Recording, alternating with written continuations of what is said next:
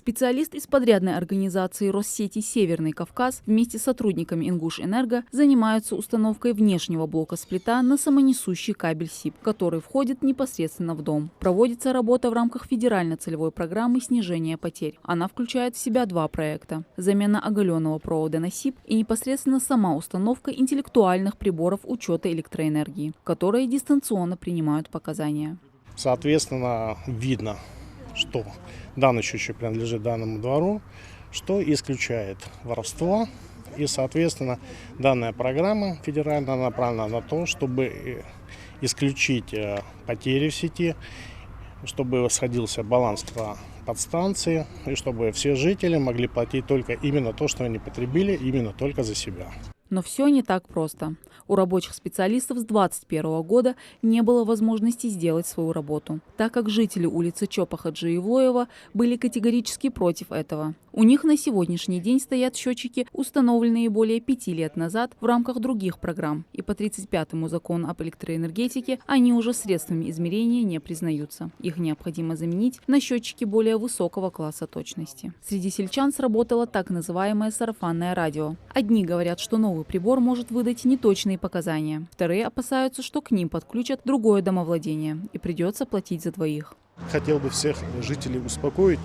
Каждый прибор учета обязательно проходит проверку в ЦСМ, Центр стандартизации метрологии, и пломбируется алюминиевой пломбой госповерителя.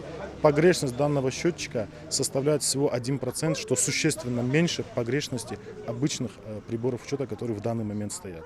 Новшества пока принимают не все. Те, кто уже понял суть интеллектуальных приборов учета электроэнергии, сегодня же будут подключены к сети, что и сделали жители улицы Ожигова еще в 2021 году. Нам счетчики поставили, очень даже удобно.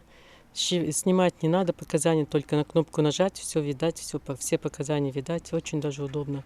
2 года назад поставили, никакого воровства нету от этого света. Все под контролем, все хорошо. Каждый подключившийся получает пульт управления, на экране которого он может сам наблюдать не только окончательную сумму потребления, но также уровень напряжения и качество подачи электроэнергии. Сотрудники Россети СКФО уверяют, что все опасения жителей излишни. Для абонентов плюс от установки умных счетчиков – это то, что они будут оплачивать за фактически потребленный объем энергоресурса. А второй плюс – это то, что мы, как сетевая компания, видим параметры качества, надежности энергоснабжения каждого абонента, и в случае возникновения нештатных ситуаций счетчик нам сообщает о возникновении данных ситуаций, и мы можем оперативно реагировать и устранять те либо иные нештатные аварийные ситуации.